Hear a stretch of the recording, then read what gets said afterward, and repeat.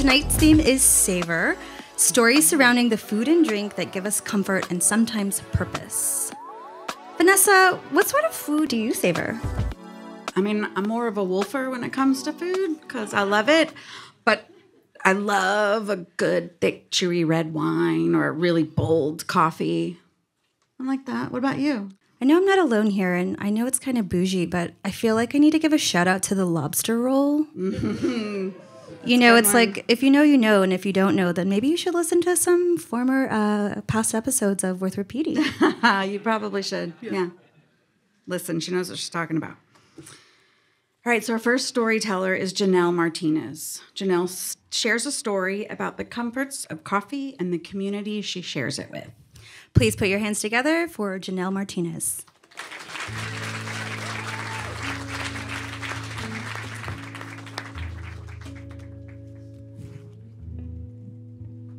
Hey everyone, coffee.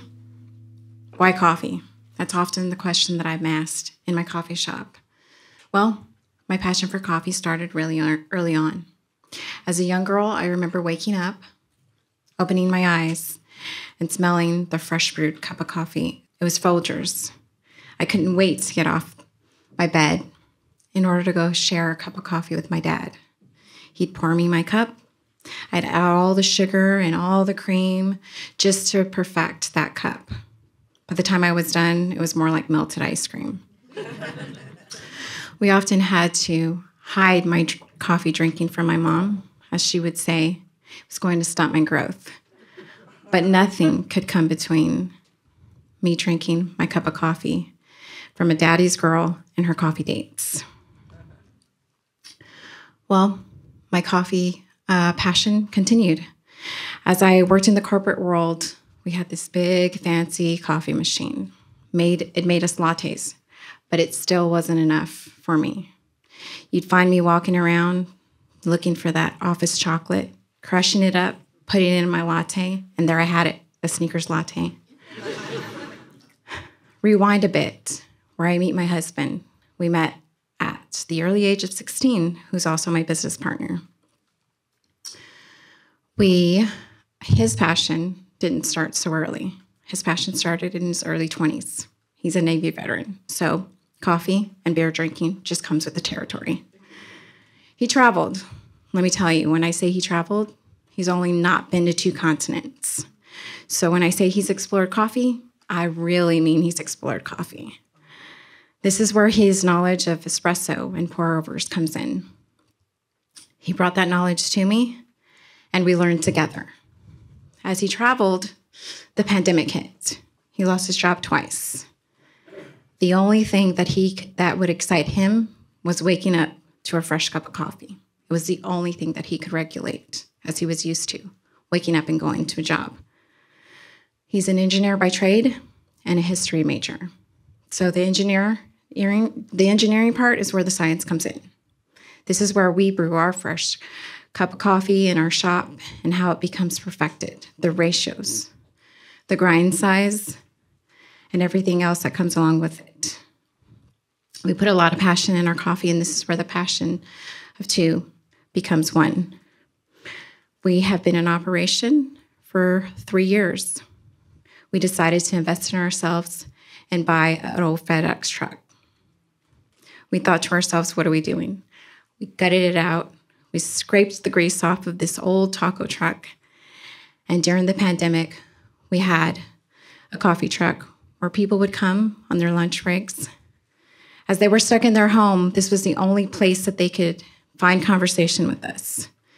It became so often where people would come to our coffee truck, I had to put bar stools outside of our coffee truck. So people would stay, enjoy their cup of coffee, and just have conversation, because that's what we missed during the pandemic. Fast forward, and here we are. This week we celebrate 1 year anniversary in our brick and mortar. We've created a space where community comes together. Community is also my passion. Oftentimes, you don't know who you'll see in our space. You may find a musician, you may find an artist, you might find a TV reporter, or even a state local representative. My husband likes to say, coffee is the vehicle that connects people. I think a lot of great things happen around a cup of coffee. You may also be greeted by one person. He's retired now. He likes to come wash dishes and wipe down tables. But the best thing he likes to do is greet people and introduce himself as the owner's father. Thank you, guys.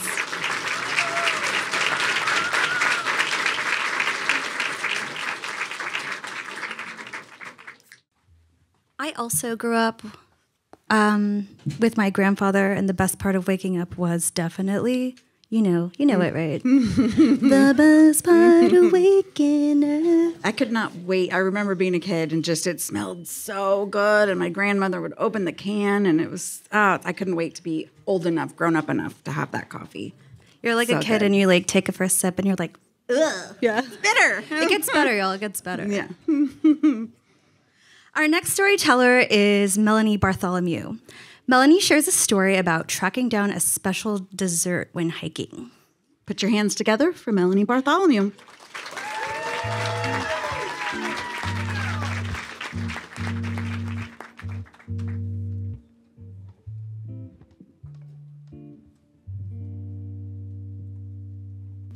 So 3 of my best friends and I have a goal of hiking in every national park. So we planned a 10-day trip in June of 2021 to hike through Utah. We were going to hit all 5 of the national parks. So we are planners by nature in that we like to have a shared itinerary where we list out everything we're doing that day. So we list out what Airbnb we're staying at, how far we're driving, what hikes we're doing. We even list out every single food item that we are taking from HEB. So the way we plan our food is that we have a huge suitcase and we pack as many non-perishables as we can in this suitcase. So it's a lot of like peanut butter and Cliff Bars and like Cheetos, applesauce packets, like things that we can grab and go on the trail. So we, for the whole trip, just eat out of the suitcase. However, we do like to plan like one special dessert spot at the end of each trip, or at the end of each like hiking day or like big hike, so that we can celebrate like what we accomplished that day. So while my friends are over here like researching all the hikes they're doing, I'm over here researching all the dessert spots that we can go to. So outside of Zion National Park is the Thunderbird Cafe. And the Thunderbird Cafe is a 1930s diner that is known for their apple pie. So I love pie. I hope you all do too. And I knew we had to stop. So we added that to the list. 8 days into the trip, we get to Zion, we get to the Thunderbird Cafe, and it is closed on Wednesdays and Thursdays, which were like, there's really random days to be closed, but it's also like the only 2 days that we're gonna be in town. So we didn't get pie. It was very, very disappointing. But we reset our sights on the hikes, and the next morning we were up hiking through the Narrows, which is a great hike. You should add it to your bucket list. It's through the bottom of Zion Canyon, the Virgin River. And so like sometimes you're like hiking through water ankle deep, and then other times you're like waist deep, like holding your gear above your head. Really great. You should do it. Day 2, we decided to split into 2 groups. One group would hike Angel's Landing, which is like one of the toughest hikes in the world. And then my like safer, more family-friendly group decided to do like a leisurely trail to Emerald Pools. But the problem was there was no cell phone service in the park. So we had to like figure out how we were going to meet up afterwards. So we decided to meet up outside of the visitor center. There was like a field, and we decided to meet up under the largest tree in this field. So we go on the hikes, and my group gets done first, and we go, and we are sitting under this tree and just kind of enjoying the sunshine. My hiking group is here today, actually.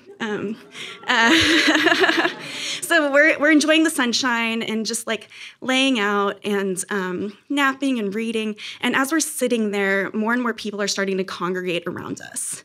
Our other friends get there, and we pull out our lunches of like peanut butter sandwiches and beef jerky. You know, we'd been eating it for 8 days. We were kind of like a little over it. But we pull it out and we're eating, and we're just kind of enjoying the people around us, like hearing all the chatter and laughter and seeing all the families interact and like people watching. And we're talking about our adventures that morning and like what we're gonna do that afternoon. And the plan was to do one more hike along the river. So we're sitting there and we are gonna like packing up our lunch, and we see this man walk from the parking lot all the way through the people to our group. And he is wearing a green shirt with like a little name tag that says Zion National Park, and he is holding a box. And he interrupts us and he says, I help run a tour group and we provide lunch for all the people on our tour group. But they didn't finish their dessert and I don't want it to go to waste. Would you ladies like it? Okay. And in his hands, he presents us a apple pie from the Thunderbird Cafe, right? Yes. So we have this pie. He walks away. We were so excited. Like typically, I would say like, don't take pie from strangers. But we were so excited about this pie. We were so disappointed. And then it was just presented to us for free. There was definitely a slice taken out of it, but it looked fine. So we gladly accept. He walks away, and we are staring at this pie. And we realize we have no way to eat this pie. We don't have any like utensils. We don't have any plates. So we decided we will carry it on the trail with us on our hike. So we get to the trailhead, and we're looking at the map. We're holding this pie, and we just feel a few raindrops like on our heads. And so we're looking at it. You know, we kind of look at the sky, and it's getting a little cloudy, and we look at the trail, and it's looking really long, and we look at the pie, and it's looking really fresh, and we look at each other, and we look back at the sky, back at the pie, and we decide, like, we've been hiking all day. We have this pie. We don't want the pie to get wet, so, like, let's go back to the Airbnb and eat this pie. So we get in the car, and we drive away. And it takes about 20 minutes for us to get to the Airbnb. And by the time we get to the Airbnb, we have cell phone service, finally. And our phones just start going off like crazy. We are getting emergency weather warnings. And then like text messages from friends, like, are you okay? And we look at the news. And as soon as we left Zion National Park, they got 1.5 inches of rain, which caused one of the worst flash floods in the last 10 years. So the whole park had to be emergency evacuated. All of the campsites were just washed out. The parking lot our car was in a mudslide. All the cars were destroyed. The boulders like fell from the canyon and like destroyed the roads out. So like some people had to be helicoptered out. Like it was just like a mess. And we are at the Airbnb with this pie. And I, to this day, like, believe that man was an angel, like, sent to give us this pie. So, yeah, we heated up the pie. I didn't tell my hiking group this, but I definitely waited for them to eat the pie first. I gave it, like, 10 minutes to make sure, like, it was still safe. But, yeah, it was not the best pie I've ever had. It was a little dry. It could have had ice cream, but it was definitely the most memorable pie I've ever had.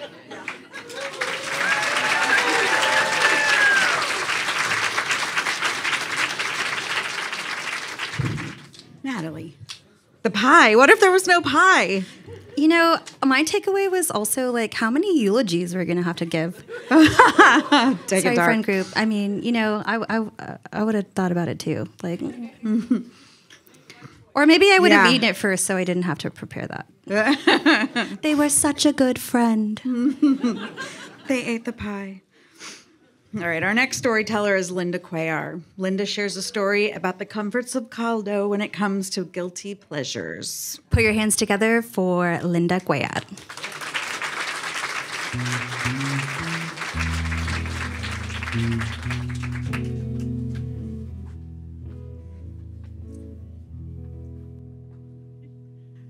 Well, everyone knows that chicken soup can cure just about anything. At our house, caldo de pollo was really wonderful when Mom made it during the winter. The aromas in the kitchen were wonderful. And this one winter night, I'm going to invite you, circa 1963, Laredo, Texas. There's a good year. There is a caldo going on in on the stove, and my older sister, my two older brothers are at the table, and Mom is serving us, and she brings us each a bowl and brings us our own homemade flour tortillas. Wonderful. But me, I'm not having a real good time that night. I have an explosion going on in my head. Number one,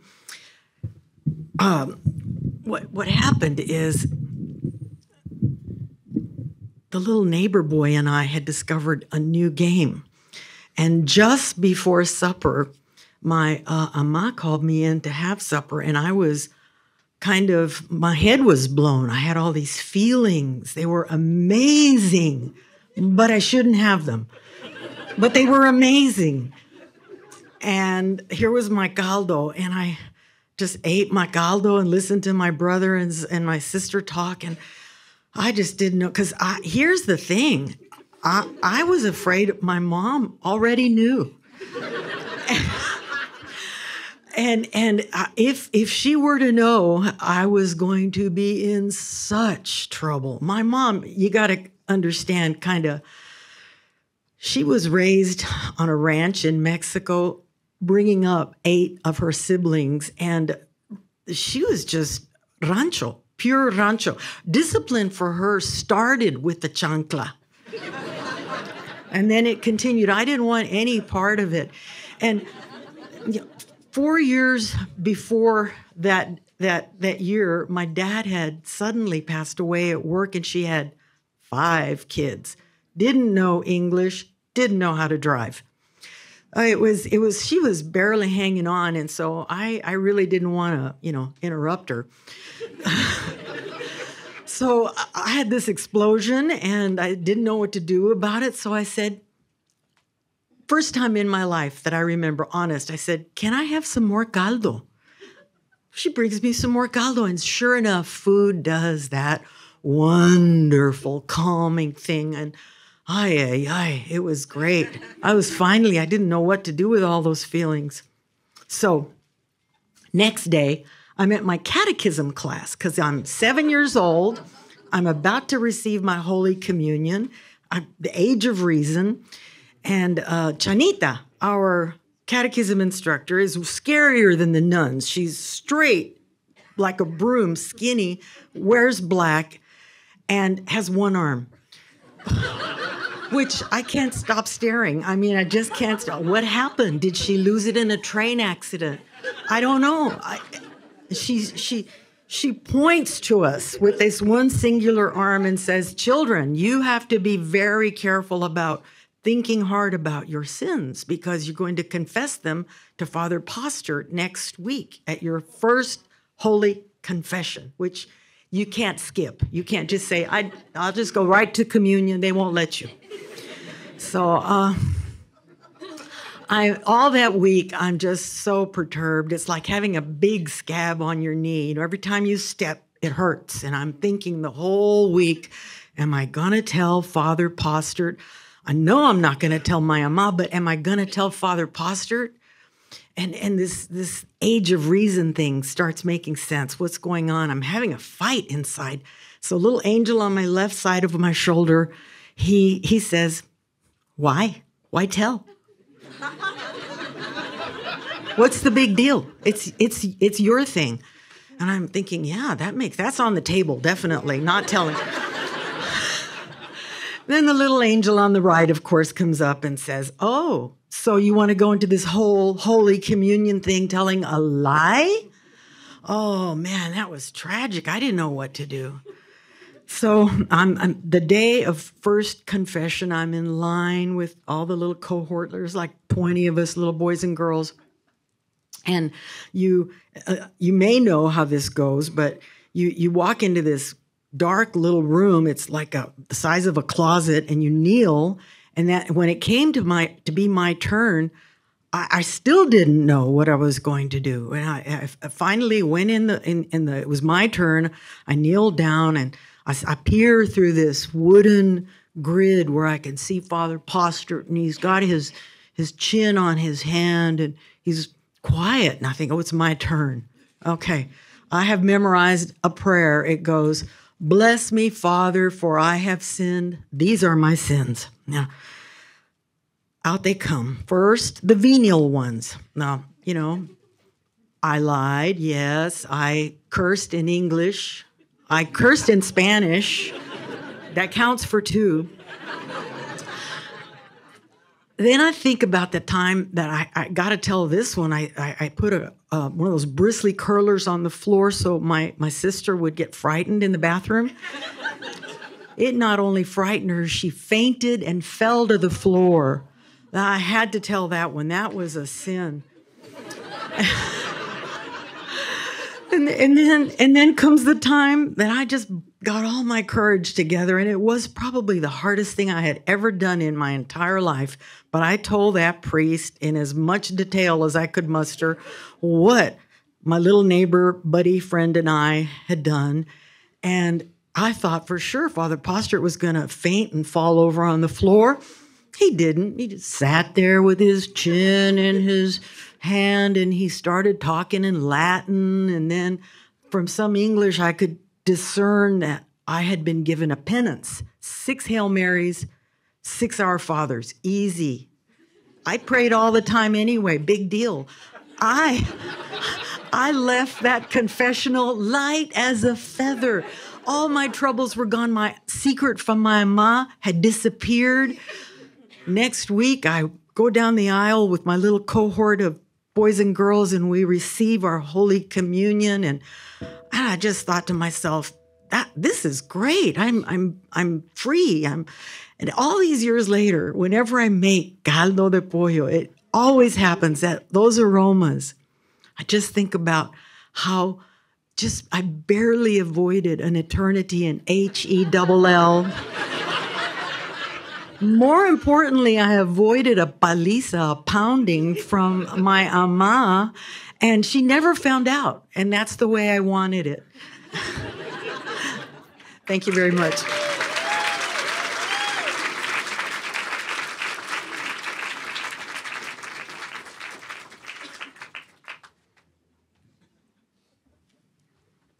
Caldo will get you out of trouble with the priest. I wish I'd known that when I was in Catholic school. I mean, I feel like you could have just said, like, I don't sip soup and tell. Father right. Pastor. Mm-hmm. And then they're like, what? Secrets are safe. Our next storyteller is Travis Snell. Travis shares a story about the time he got his ass handed to him in the kitchen. Please put your hands together for Travis Snell.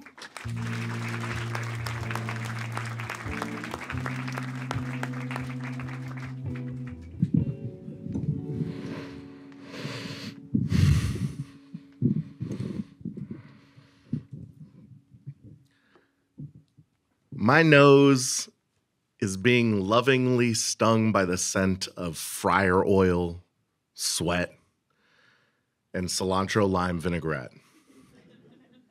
The chef is hollering orders too fast for me to retain them all. My trainer is showing me how to plate each dish, one by one. We call him Food Bank, because that was his last job. And we all think he secretly still works there because he's late a lot and he makes excuses to leave early. And then he throws the chicken wings in the microwave to finish them, and I get the idea that maybe he's making half of this up. Which is fine, because I'm only following about half of what he's telling me. Which It's easy to understand why I don't understand what's happening when he and Chef start arguing. What is there to argue about, man? Just make the damn food. I guess when someone's comfortable in their position, they feel more comfortable complaining. When you're just trying to survive, you don't want to fight. Fighting is what you're already doing just to get through it. Why add to it? I guess he's pretty comfortable because he grabs his knives and puts them in his bag, closes it, and walks out. And I just stare at him. The other cooks on the line, they start to make jokes about him, but Chef shuts that shit down real quick, and they don't argue with him. Then all eyes turn to me. Tiny little baby 21-year-old Travis. I got hired a month ago as a prep cook, and this is my first night on the line. I was supposed to be training with Food Bank, and now I'm alone on a Saturday night. And Chef is asking me, can you do this? It doesn't really matter if I can or can't. I know there's only one right answer. If you've seen The Bear, you know what it is. Yeah, Chef. But he stops to confirm with me, and most chefs won't do this. He says, are you sure? Wide-eyed and terrified, I say, yes, Chef, I got this. It's not a profound exchange. He challenges me, I accept. If I decline, someone will have to work twice as hard to help me. If I fail, someone will have to work twice as hard to help me. The only other option is that somehow I succeed, in which case, good for me, good for the restaurant. The other cooks, they don't wait for my confirmation. They get back to work before the word chef leaves my mouth. They only need to know if this is going to affect them, and it won't. I then continue to get bombarded by tickets full of items that I've only half learned. I vow to myself that I will not put the chicken wings in the microwave, even though they take 12 minutes to cook and Chef wants them in 8. I figure out that I can cook a few orders ahead of time, halfway, and then finish them when they're needed. Cooks call this sandbagging. It's a common practice in busy restaurants. I start to look at the tickets as chunks of larger orders. The skills that I learned when I was flipping burgers in a fast food restaurant start to kick in. I drop, pre-plate, finish, plate, put it in the pass. Drop, pre-plate, finish, plate, put it in the pass. I begin to play the balancing act. And then the first turn happens. As our first group of guests finishes their meal and begin to trickle out, the second group starts to come in, sit down, and order their food. And that wouldn't be a problem, except for the fact that my station was responsible for cooking most of the hot appetizers, plating all the salads, and all of the desserts. So 5 desserts come in. I step over to the cold side, and I start plating those. While I'm doing that, 10 more appetizers come in. When I'm plating those, more desserts are dragging, and so on, and so on, and so on. That balance that I've been sweating to maintain begins to be thrown about. Eventually, it topples. Inevitably, I become weeded. How many of y'all know what weeded means? Couple of y'all? Y'all seen The Bear? All right. For those of you who don't, weeded or in the weeds is a term that restaurant folk use to describe being overwhelmed by the amount of work you have to do and the time in which you have to do it. It's that feeling you get when you realize that you can't do this. Your fight or flight response kicks in, and you can't do either one. You can't just leave. That's what Food Bank did. That's how we got here in the first place. And you can't stop the orders from coming in. So you panic. That's when my friend walked by. One of the prep cooks. He looked at me and said, "Are you okay?" And my knee-jerk response is, yeah, I'm fine. And he said, then why are you smiling like that? I hadn't realized it, but I am grinning like a madman.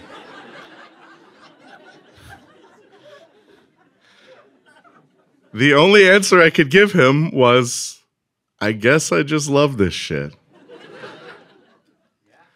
There's an adrenaline rush that comes along with all of this, and a lot of cooks get addicted to it. I'm definitely guilty of that.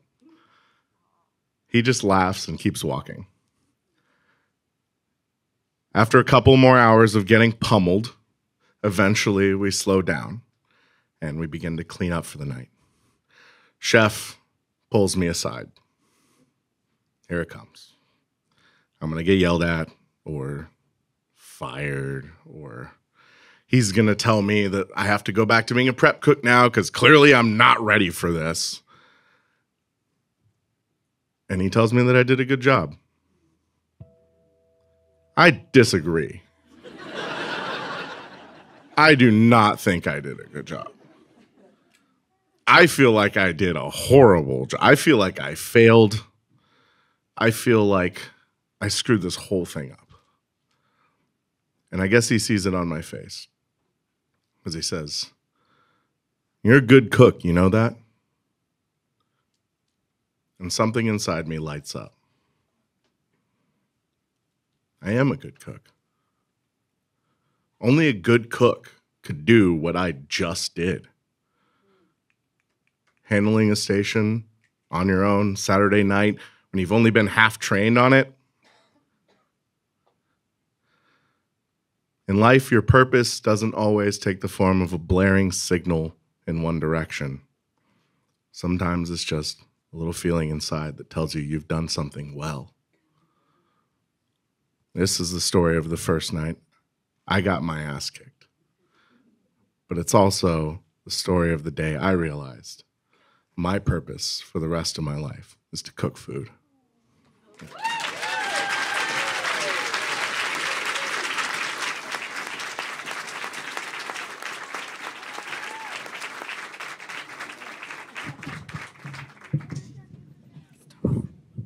Well, damn. I like this shit too, y'all. That was a great story. Yeah, it was a great story. Our next storyteller is Alysha Reyes. Alysha shares a story about her food journey and how it led her to the right place. Please join me in welcoming Alysha Reyes.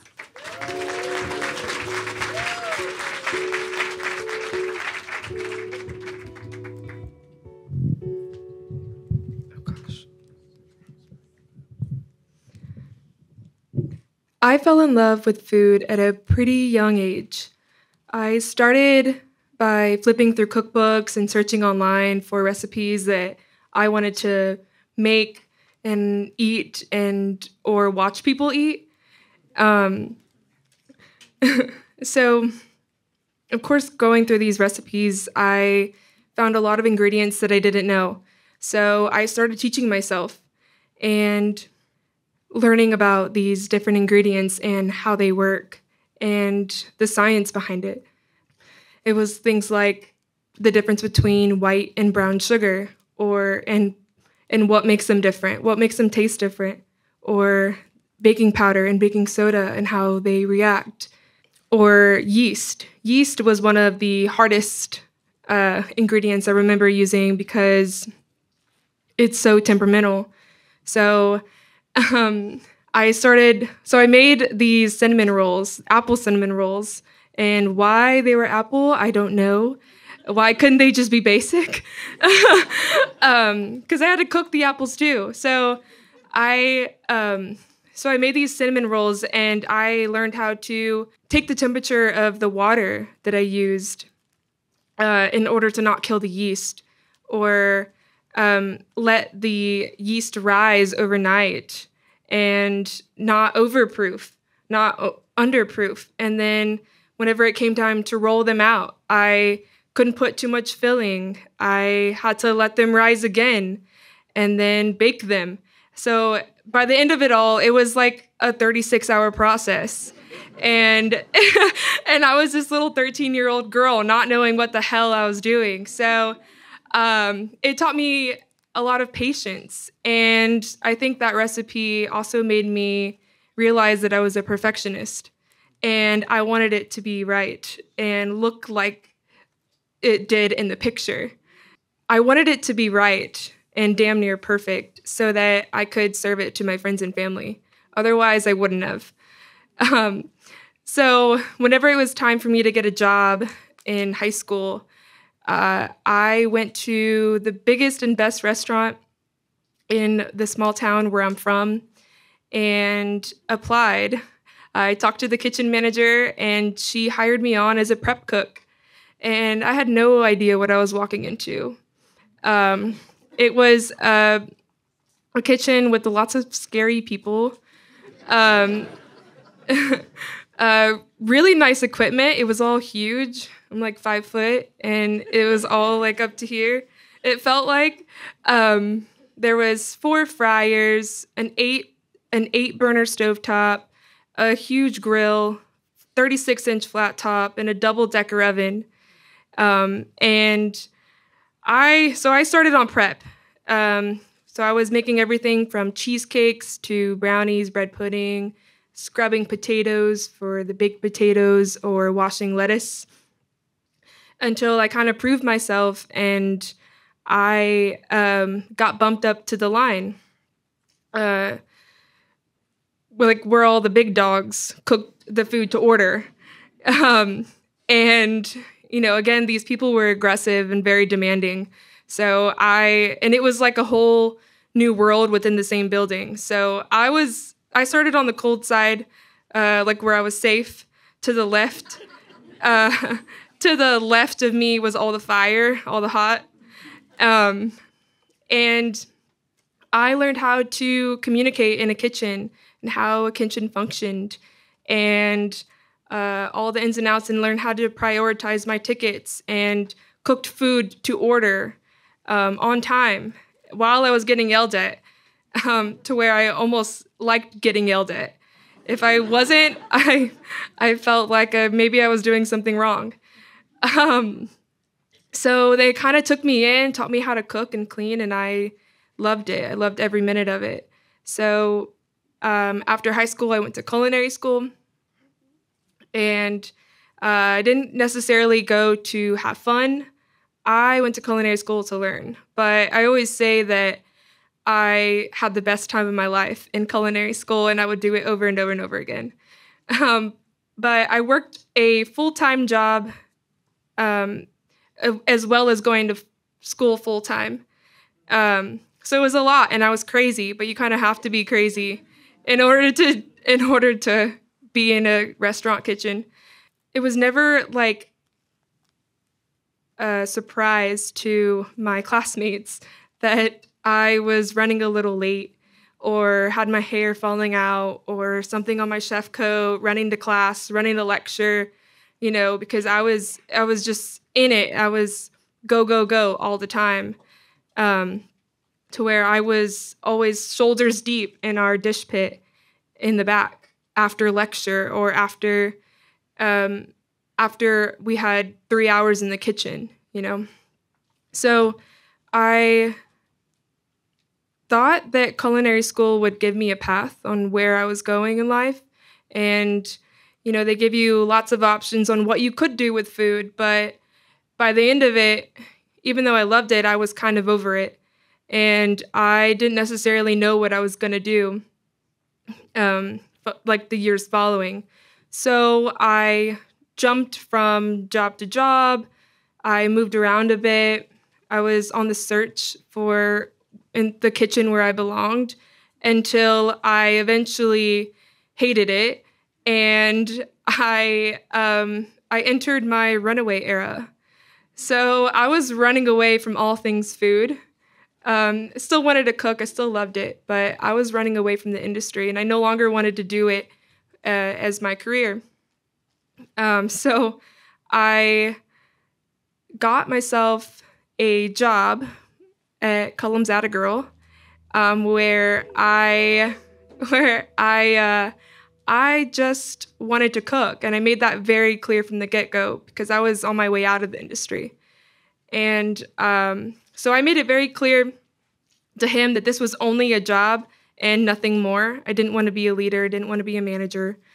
And I think that he called me out from the get-go. He knew that I was more than just a cook.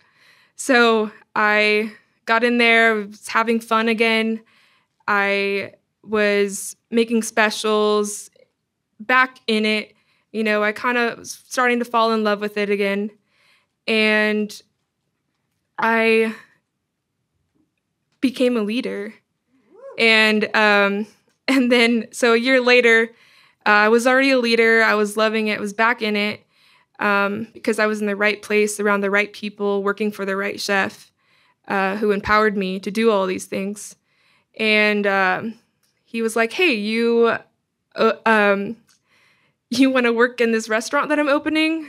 It's right next door, and it's a scratch kitchen. We're making all of our bread, all of our meats, and it has lots of French inspiration, but San Antonio tradition. You in? And I was like, hell yeah, I'm in. So here I am, running both restaurants as chef de cuisine. Thank you. As my official title is chef de cuisine, and it's of attaboy and attagirl, and I am loving every minute of it. I find myself happiest whenever I'm sharing all of the food that I'm making, and over conversation. You see me whenever you walk into Attaboy and you see me right there. I'm greeting you as I'm making an omelet, and I'm able to interact with the people, and watch them eat my food and talk about the food and share stories over the food. It's not only the food, it's everything around it. Thank you. Cheers, y'all.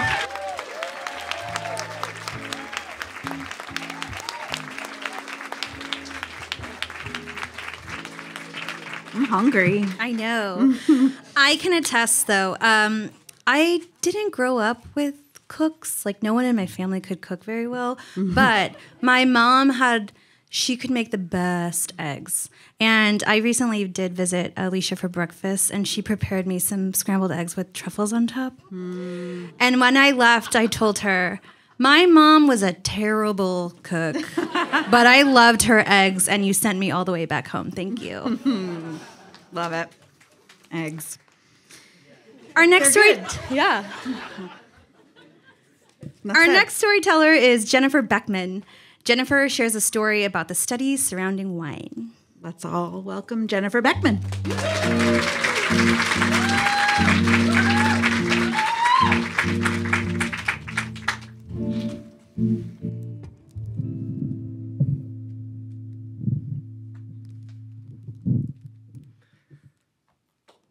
I am a sommelier, and that is a really French way of saying that I study wine, I obsess about wine, I teach wine, but more importantly, I get paid to drink wine for a living.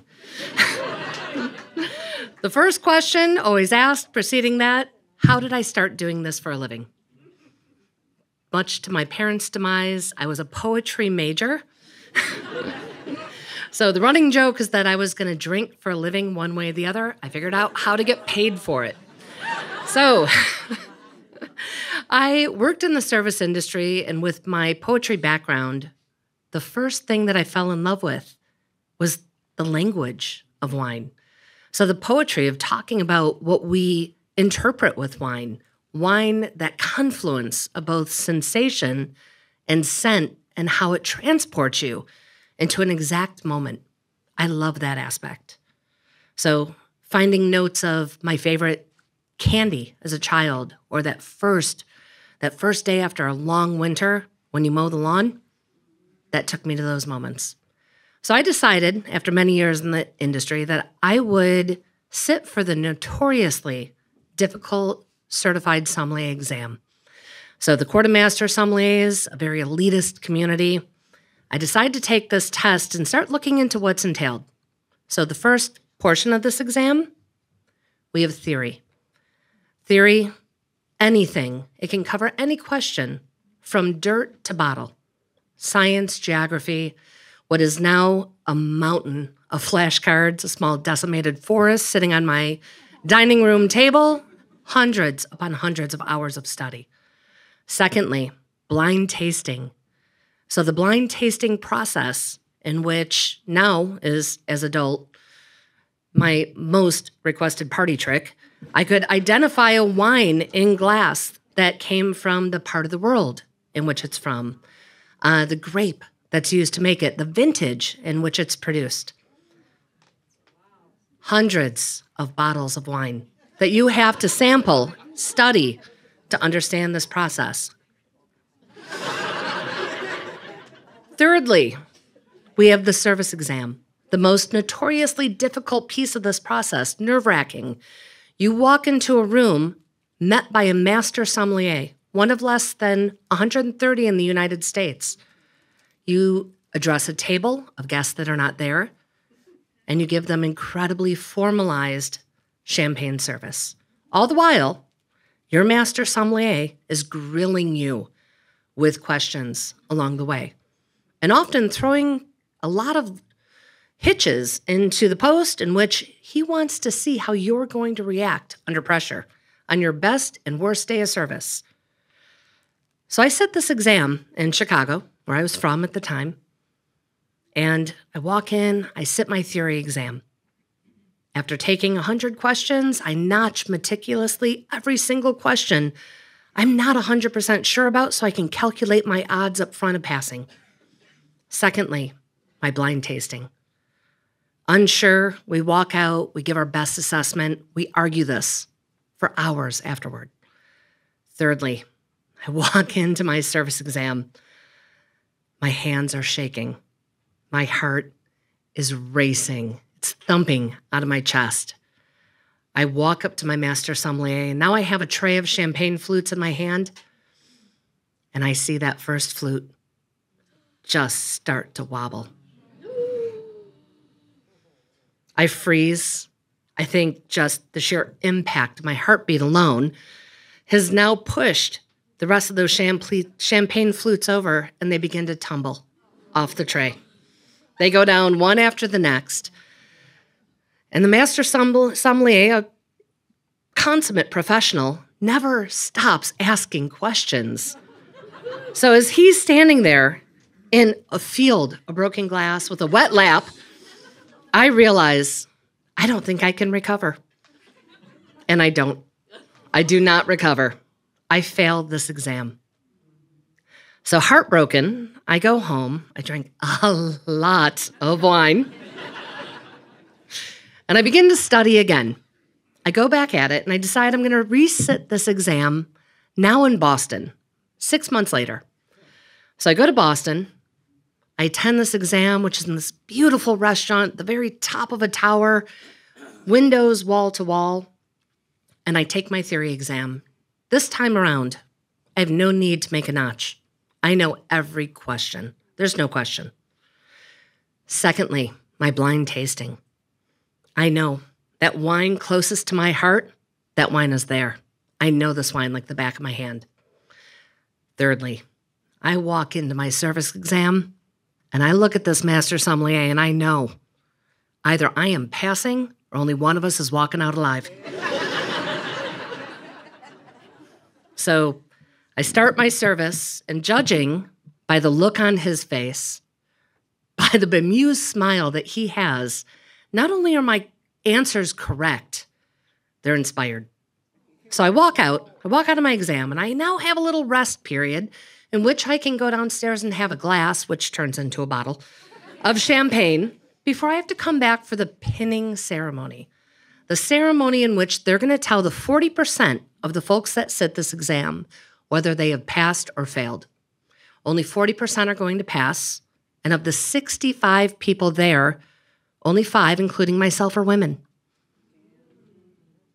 So I come back after my bottle of champagne. I find a table in this banquet hall with my newfound friends, and I sit myself the only open seat with a table of men. And these men, you know that guy. That guy is at my table. He's telling me how much he drinks, how well he drinks, the bottles that he has had I'll never have, how much wine he sells, all of the things. And I wait quietly. And as they begin alphabetically to announce the folks that have passed this exam, they're handing out a pin, the diploma, all the honors that come with it. They're passing over names. He looks at me. They've now passed over my name. And he looks at me. He leans across the table with a shit-eating grin, and he says to me, "Don't give up. Keep trying." At the very end of this ceremony, they have the highest score. I stand up, I straighten my suit, I get myself ready, and I walk over to accept my pin and my diploma, and I lean in and I tell this gentleman, "Next time, just study a little bit harder."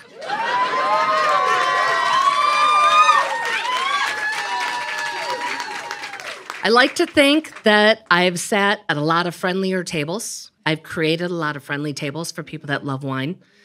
More importantly, that moment, I passed, I failed more elite exams, higher accolades, and that moment, no glass before it or after will ever be as sweet.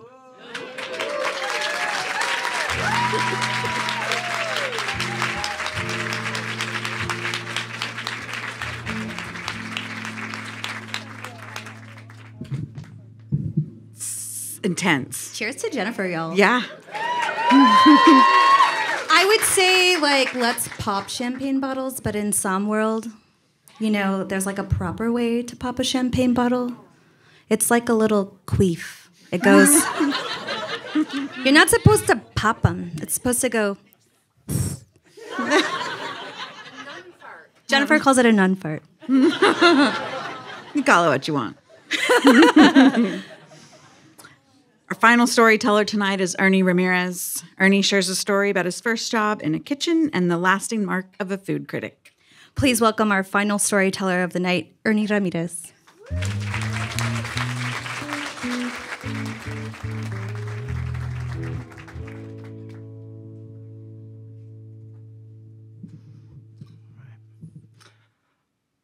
So, a long time ago, in 1999, as a matter of fact, in a restaurant not too far from here, I was determined to make ends meet by waiting tables at a restaurant.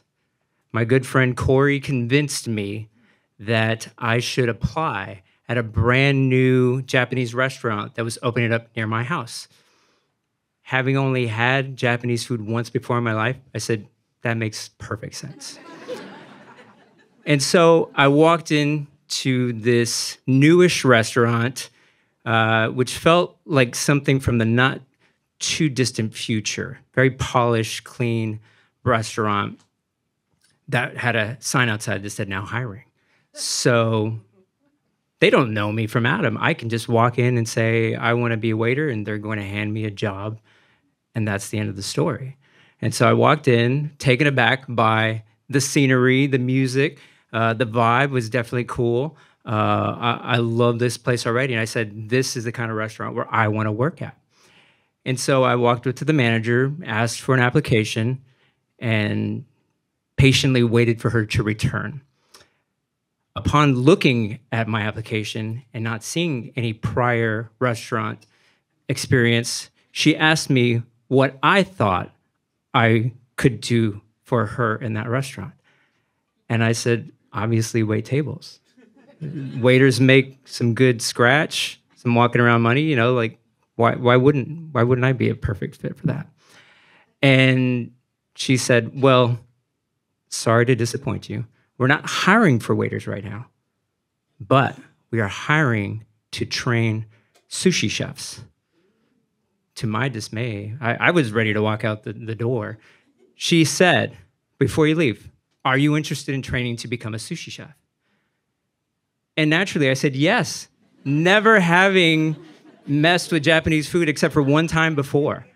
And I was all about it. And sure enough, got the job, was immediately thrown into the weeds, working inside this really shiny, cool, revolving, refrigerated sushi bar. And I loved it. I had the little happy coat. I had the bottle cap signature chef's hat.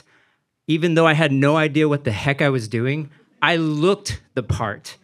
And I felt like I could pull it off somehow. Like any good new restaurant in town, we were subject to the dreaded food review, which all the major newspapers carried. One infamous review in particular was written by none other than San Antonio's premier free newspaper that you can find on any corner, written by the illustrious Boca Chica.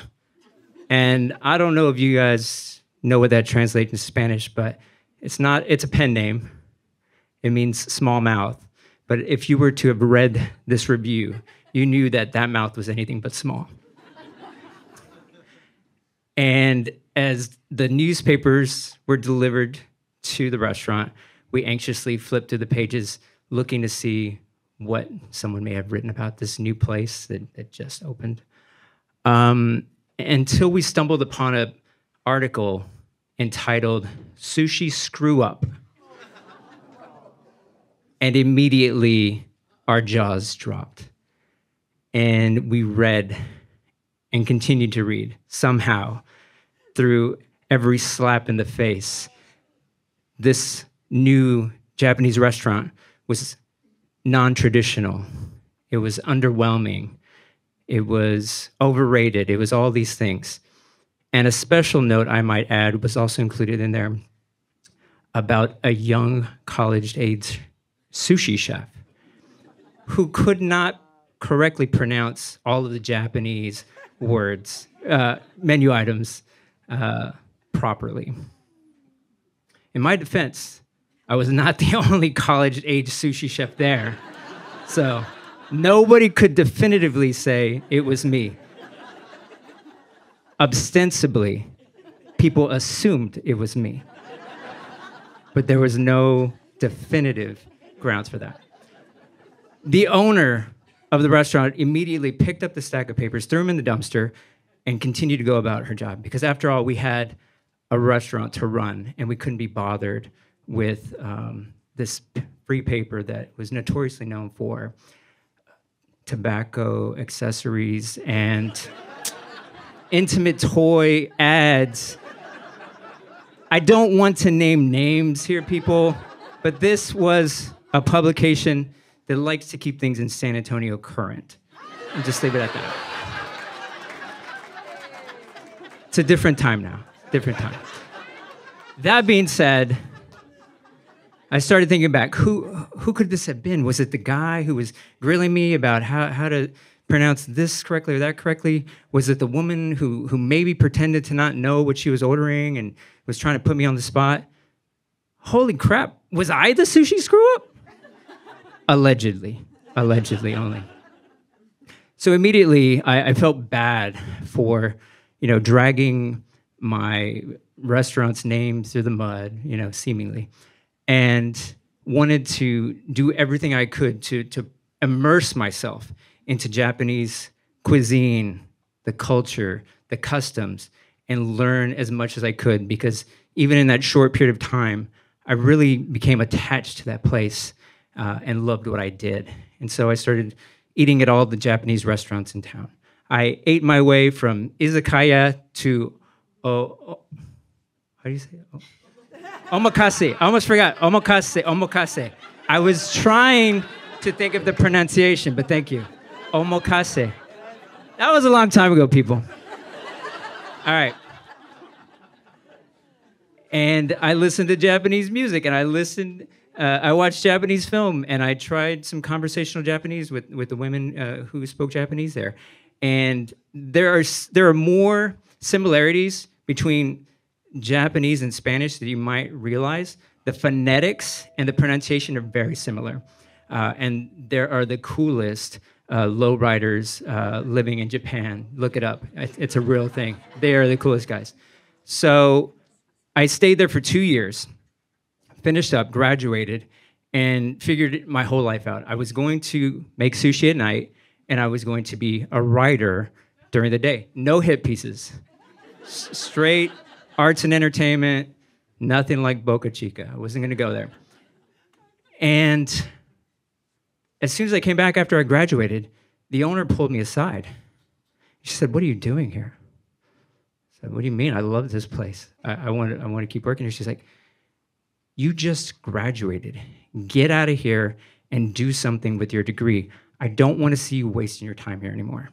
And so I took offense to that, but I tried to understand what she was talking about.